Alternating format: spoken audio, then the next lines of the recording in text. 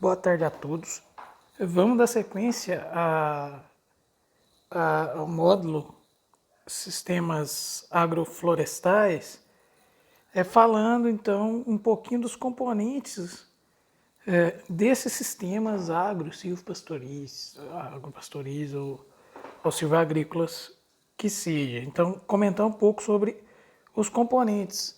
A gente já viu um pouco na disciplina e na disciplina de manejo do ecossistema um pouco de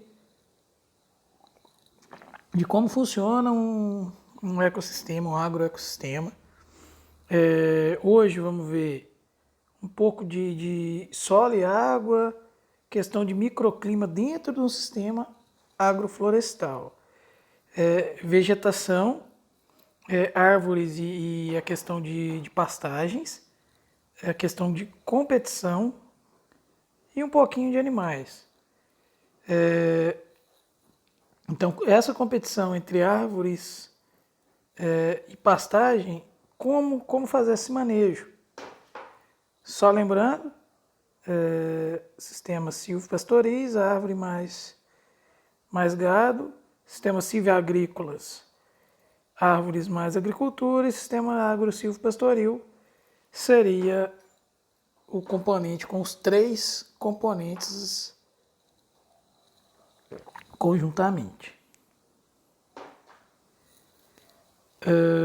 Reforçando um pouco a questão da sustentabilidade dos SAFs. Então, os SAFs, do ponto de vista ecológico, tem diversas vantagens, né? Ser perene, ter uma diversidade, multi-estratos, explora mais eficiente o solo, cobertura de dossel, produção de serrapilheira, que é aquela camada de folhas que vai ser decomposta e vai voltar nutriente para o solo, mais elevada, formação de camada de solo orgânico, reciclagem de nutrientes, associação com fungos e bactérias, porque o solo ele vai estar mais vivo, né? Eu vou ter menos intervenção nesse solo, proteção contra a ação de vento, diminui a evapotranspiração ou a evaporação do solo, né?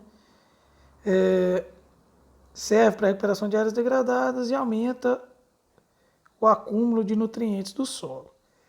Social, fixação do homem ao campo, demanda de trabalho distribuída durante o ano, melhora a qualidade de vida, incentiva o associativismo e cooperativismo, e uso múltiplo da propriedade. Então, a propriedade é muito melhor utilizada. Como ponto de vista econômico, mais produtos durante todo o ano, aumenta a geração de renda,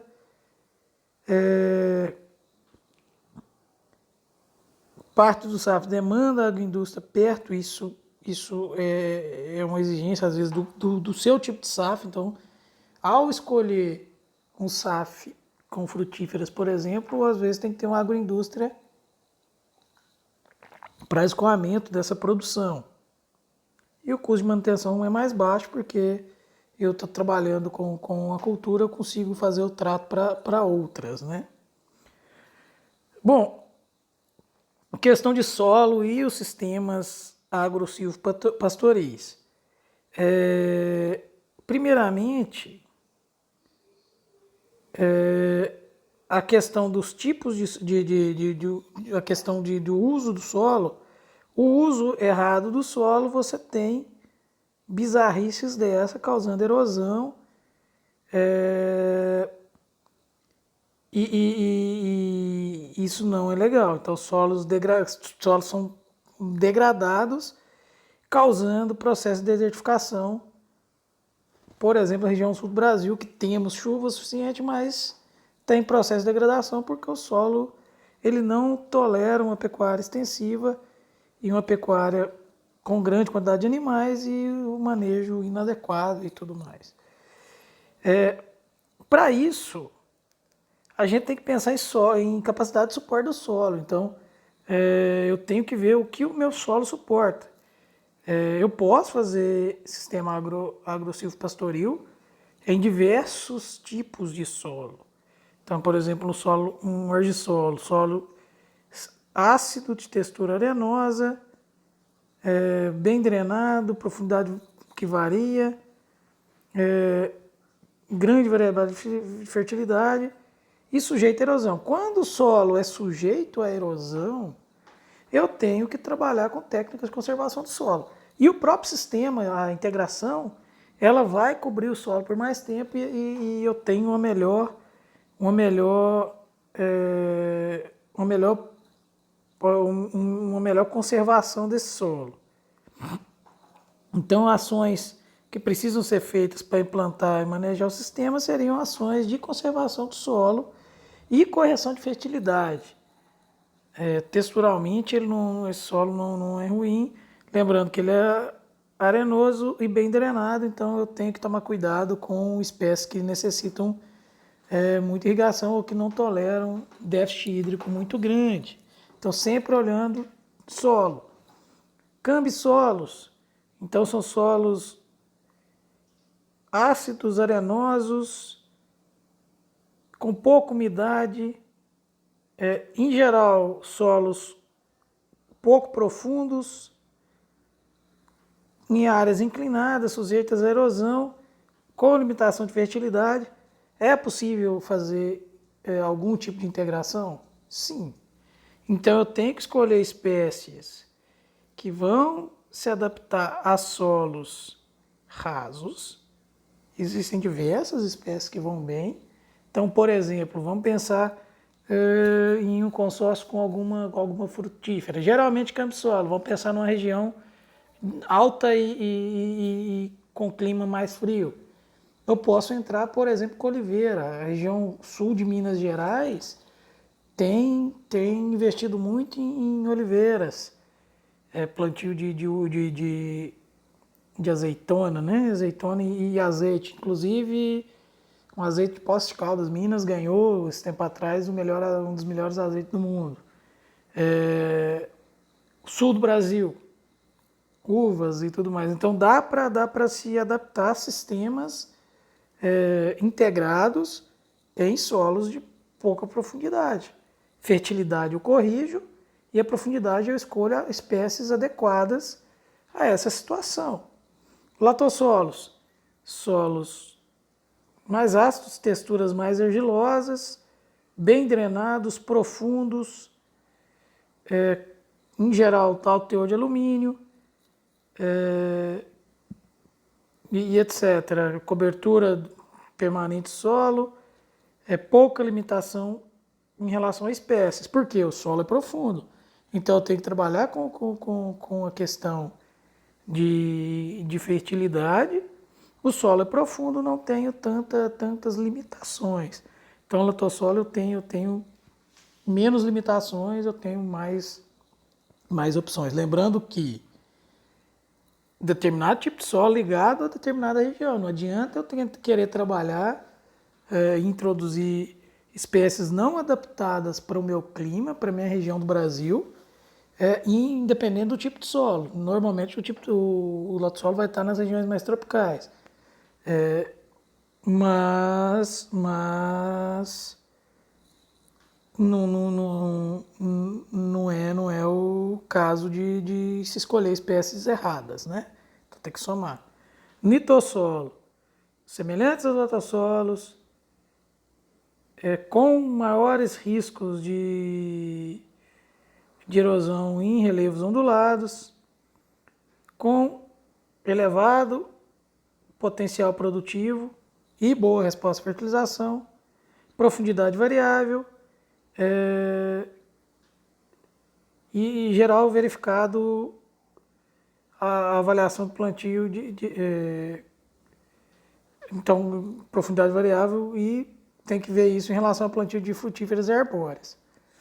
Neossolo litólico ou os neossolos quartzarínicos também, neossolos em geral têm profundidades baixas, maiores riscos de erosão, solos jovens com muitos minerais primários, então a fertilidade deles são boas, porém a profundidade baixa, pouco permeável.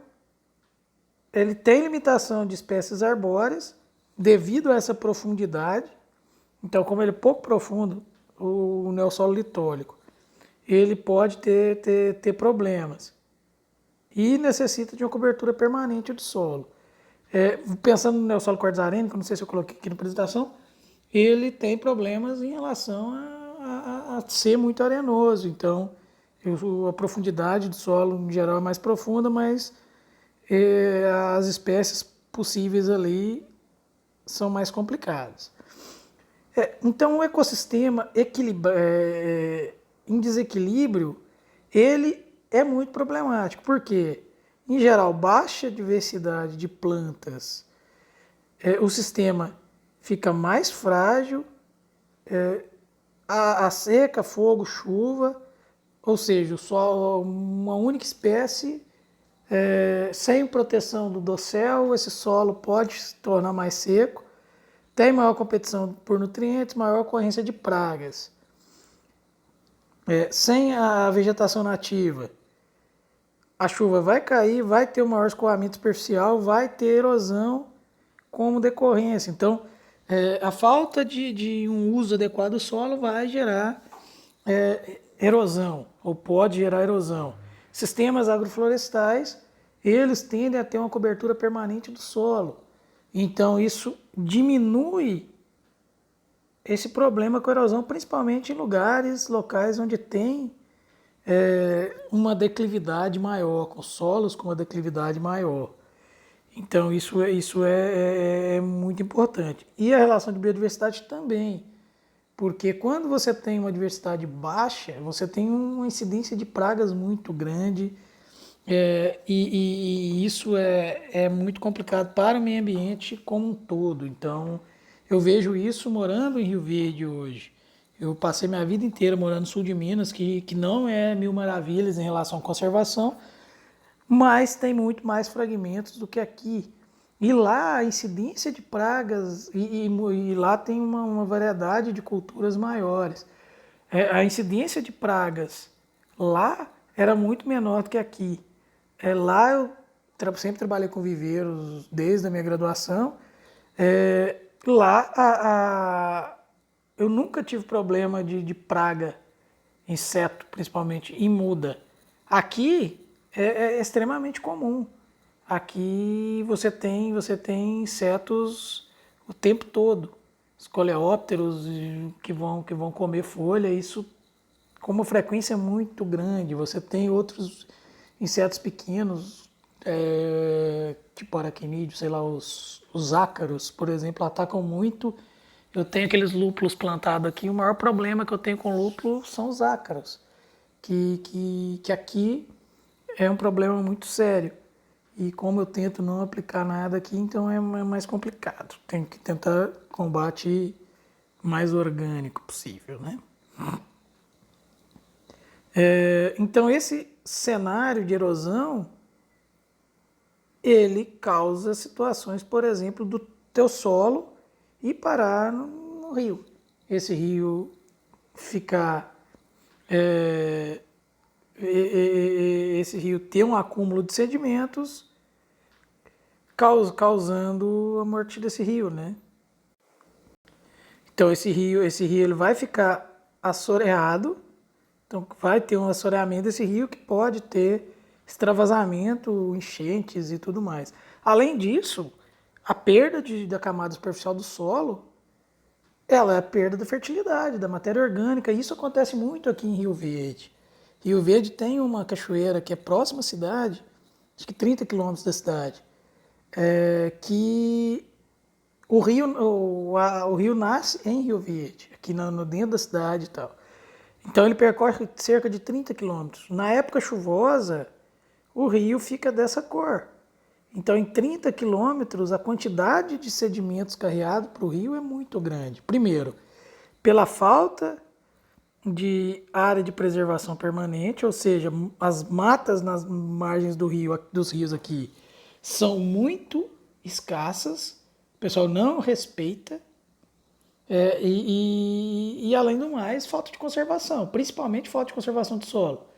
É muito comum, eu ministro disciplina de recuperação de áreas degradadas, eu levo o pessoal numa nascente que foi recuperada por um projeto da prefeitura aqui, onde acima da nascente foram feitos terraços, 4, 6 terraços, eu acho. Só que 100 metros depois dos terraços, não, 100 metros depois da nascente termina os terraços e começa a propriedade vizinha que foi arrendada. O arrendatário rompeu os terraços, então, só para quem não conhece, terraço é um sistema de proteção do solo, onde de espaço em espaço eu venho e crio um quebra-molas, né? Crio um pequeno morro. Isso vai diminuir a velocidade de escoamento superficial, a água vai parar aqui e não vai levar meu solo embora. Então, para terrenos levemente inclinados, terraceamento é muito importante. O que o pessoal faz, rompe esse terraço para facilitar a circulação de maquinário e consequentemente, os dois primeiros terraços próximos a essa propriedade vizinha, esse terraço deve ter pelo menos 1 metro de altura. Os dois primeiros terraços estão completamente cheios de terra que veio da propriedade vizinha. Terra essa que é a fertilidade do solo que poderia ter sido construída. Eu comentei na outra aula, solos argilosos com um alto teor de matéria orgânica, eles criam um tamponamento com fósforo que eu não preciso gastar tanto com fósforo como eu gostaria. O que o pessoal está fazendo? Ele está jogando o solo dele embora, a fertilidade, a matéria orgânica, e naquela ideia que as empresas, grandes empresas pregam. Eu vou te vender adubo e todo ano você vai aplicar esse tanto de adubo, você não vai construir um solo, é como se você tivesse um substrato qualquer, uma areia, e plantando na areia, porque você não forma fertilidade. O que o pessoal prega aqui é basicamente você aplica aquela quantidade de adubo que é necessário, eu te vendo esse adubo, então eu vou estar ganhando com isso, e você vai produzir e pronto. Então, na cabeça do pessoal, ele tá tendo lucro em relação a isso, ele não está formando o solo dele. Na cabeça dele, o importante é a quantidade de lucro, e ele não vê que a formação do solo pode ser mais lucrativa no futuro. Não sei se vocês já viram, tem saiu até no Globo Rural, não lembro, um dos experimentos de fertilidade do solo mais antigos do planeta, que é na Inglaterra, que eles, testando tanto a adubação química quanto a adubação orgânica, viram que a adubação química, a primeiro momento, é superior, mas com o passar do tempo, a adubação orgânica ela passa a ser superior. Por quê? Porque ela vai construindo o solo, vai formando matéria orgânica, e aí você pode até ter uma suplementação química, mas a matéria orgânica do solo é tudo, é vida, né?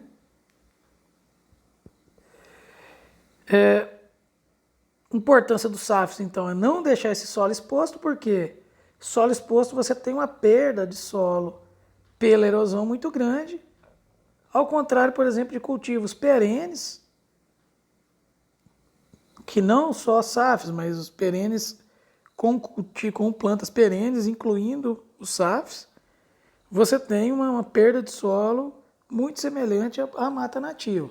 Lembrando que, se eu tenho cultivo perene, mas eu não tenho conservação do solo, técnicas de conservação do solo, eu ainda tenho perdas grandes. Aqui seriam cultivos perenes com técnicas de conservação do solo bem aplicadas. Se eu não tenho isso, torna inviável ou torna inútil, né? Todo o meu trabalho de trabalhar com culturas perenes. Então, conservação do solo é extremamente importante para qualquer sistema produtivo, seja ele um cultivo convencional de milho, seja ele um cultivo de milho e soja no plantio direto, que aí isso já se reduz. O plantio direto ele tende a segurar bastante essa erosão, porém, plantio direto não é tudo, plantio direto somado a técnicas de conservação do solo. Tem um vídeo do Globo Rural mostrando isso há uns 2 anos atrás, 3 anos atrás, que fala justamente do pessoal no Paraná que deixou de acreditar em conservação do solo pelo plantio direto e está tendo níveis de erosão elevadíssimos, porque os terrenos do Paraná são um pouco mais inclinados, por exemplo, que os da região de Goiás. Então, Conservação de solo é algo muito importante. E o SAFs ele vai se somar a isso. O SAF ele é um sistema muito mais protetivo, mas só se soma. Relação de perda de nutriente, sistema convencional e sistema agroflorestal, então tem perdas de solo e perdas de nutriente muito mais elevados e perda de carbono orgânico muito mais elevados no sistema convencional comparados a um sistema agroflorestal.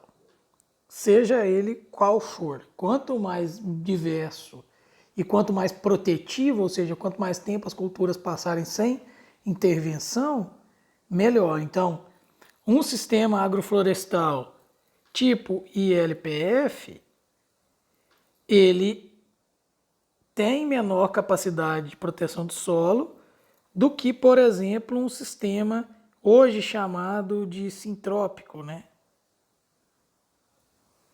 Então, o sistema sintrópico ele é muito mais conservacionista do que um ILPF, que é muito mais conservacionista que o sistema convencional, que o sistema, por exemplo, de plantio direto, que é muito mais conservacionista que um sistema convencional de exposição de solo. E aqui acontece muito ainda. Eu vejo que tem muito solo exposto na região de Goiás, e isso para mim é inadmissível. Assim, é muito difícil ver produtores que ainda não optaram por plantio direto.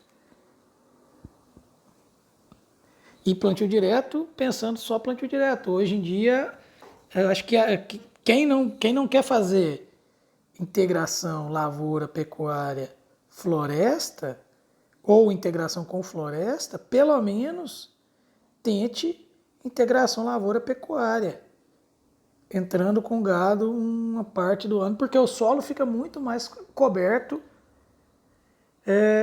durante parte do ano, e você tem um uso da terra naquele período mais seco que você não teria tendo o solo exposto, né? Então, a integração lavoura-pecuária é uma opção e é muito mais interessante do que simplesmente o plantio direto.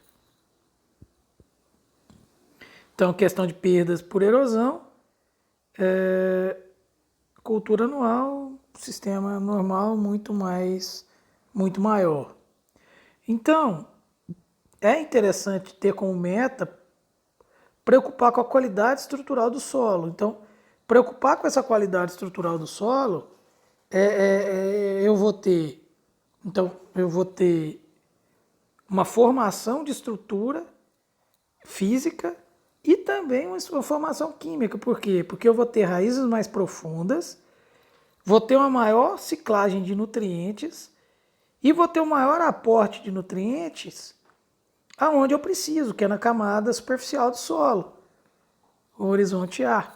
Então, eu vou ter uma ciclagem maior de nutrientes, vou estar aproveitando o nutriente que foi lixiviado e trazendo para cima, formando matéria orgânica que tem uma CTC muito maior e uma formação melhor desse solo.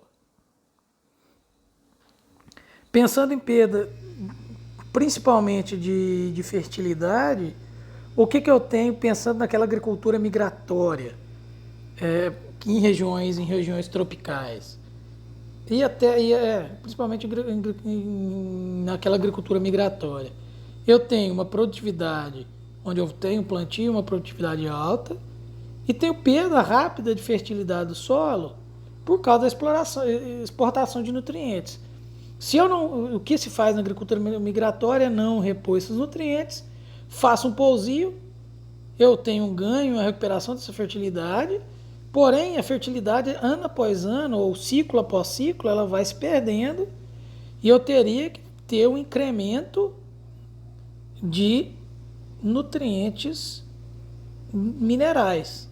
Então eu teria que ter uma adubação química ou uma adubação orgânica. Então eu teria que ter uma incorporação de nutrientes. Caso contrário, ela tenha uma perda. Isso acontece muito também com pastagem. Então a pecuária ela tem um ciclo de declínios de fertilidade devido à não adubação e um manejo incorreto que gera pastagens degradadas.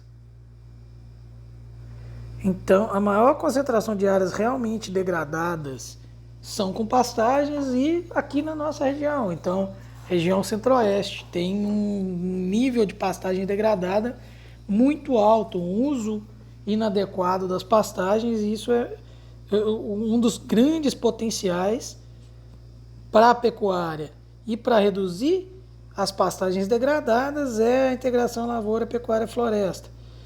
O foco grande do curso, principalmente por ele estar focado na região sudeste, na região centro-oeste, tipo, os professores são daqui e as pesquisas que a gente tem desenvolvido são aqui, justamente para fomentar um pouco o ILPF.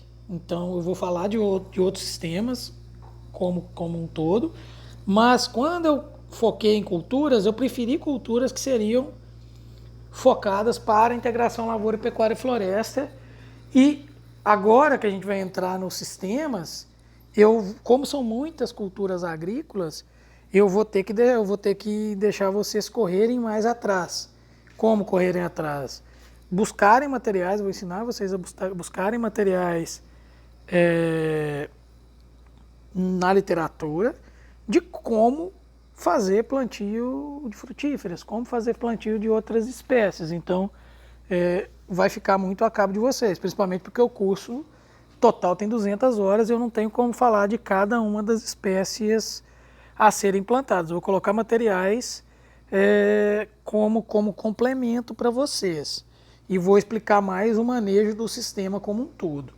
E aí vocês vão fazendo os projetos e a gente vai discutindo. Então, agora, a partir de agora, nos sistemas agroflorestais, a gente vai trabalhar assim. Então, a relação nutricional nos sistemas é basicamente a seguinte. Se eu tenho um sistema agrícola convencional, aplico, por exemplo, nitrogênio, potássio. Eles são móveis no solo. Então, com as chuvas, eles vão se deslocar para as camadas onde o sistema radicular não vai conseguir pegar. Se eu tenho floresta em conjunto com isso, as florestas ela vai conseguir buscar esse nutriente em camadas profundas, levar para a folha, essas folhas vão ser renovadas e esse nutriente vai voltar via serrapilheira para esse solo.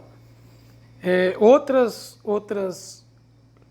atribuições das árvores seria, por exemplo, associações com micro-organismos.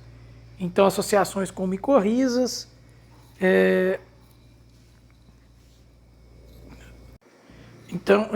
associação com fungos micorrízicos e com rizóbios, que são bactérias. Então, os fungos micorrízicos, eles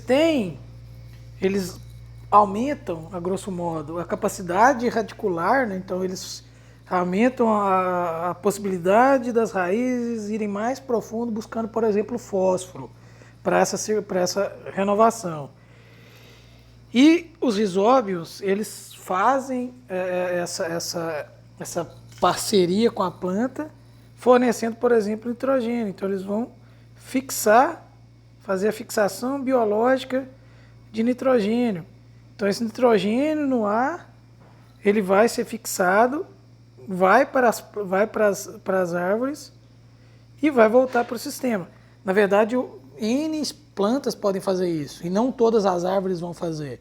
Algumas árvores têm a capacidade de fazer fixação biológica, principalmente as leguminosas, e também as leguminosas, por exemplo, a soja. A soja é uma leguminosa que faz fixação biológica de nitrogênio, ela supre grande parte do nitrogênio dela e ainda deixa alguma coisa com a sua palhada no solo. Então, espécies que fazem fixação biológica de nitrogênio dentro do sistema, elas são muito bem-vindas. Então, acho que seria isso a questão do sistema. As raízes das espécies arbóreas, elas tendem a buscar nutriente mais profundo e jogar para as camadas superficiais, onde eu tenho as plantas agricultáveis. Além disso, com a formação de uma camada orgânica de solo, aumenta a CTC, que vai aumentar a capacidade de troca catiônica, né? CTC, então potencializa ainda mais esse solo meu, aumenta essa fertilidade do meu solo.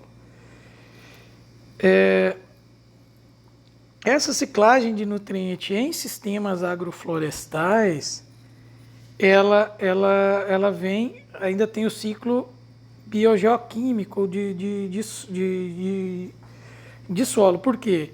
A própria poeira, ela tem, para as árvores, pensando para o sistema arbóreo, ela tem uma entrada de nutrientes no sistema que, para as árvores, ele é significativo. Já para culturas agrícolas, não. Então, só que pensando aqui na região, com má conservação do solo, poeira vai trazer nutriente do vizinho para minha área, né? Então, aqui na minha região, essa época do ano, poeira é muito grande. Então, a quantidade de nutrientes que chega pela poeira, eu nunca vi estudos aqui, mas pode se tornar até significativo até para a cultura agrícola. Então, isso essa poeira vai ser lavada e vai chegar até a camada de solo. No solo, nós temos esse reabastecimento com um nitrogênio, com um nutriente mineral ou orgânico, com essa fonte chegada via poeira, que é o solo erodido, né, erosão eólica, que pode ser significativo ou não, que vai estar reabastecendo esse solo. Vou tendo perdas por lixiviação, porém essa lixiviação ela vai ser absorvida pela planta, pelas árvores, pelas raízes, repostas via folha, via serrapilheira e via decomposição dessa serrapilheira, que vai aumentar a matéria orgânica do solo e girando um ciclo, né? Então funciona mais ou menos isso, a ciclagem de nutrientes nos sistemas agroflorestais. Então, a partir do momento que eu tenho um solo com uma CTC alta e com uma fertilidade boa, ou seja, eu já fiz a nutrição necessária para cada cultura, e esse solo chegou num patamar de uma matéria orgânica elevada, eu vou repor via nutriente mineral ou orgânico basicamente o que foi extraído pelos animais, pelas plantas em geral. Então, pelos animais, pela produção agrícola e pela produção florestal. Então, eu chego num equilíbrio onde eu vou repor somente o que eu retirei. Então, o ecossistema se torna muito mais equilibrado. Eu vou parar por aqui e vou começar na próxima aula com ciclagem de nutrientes nos sistemas. Então, eu vou parar e a semana ainda eu entro com outra aula, beleza?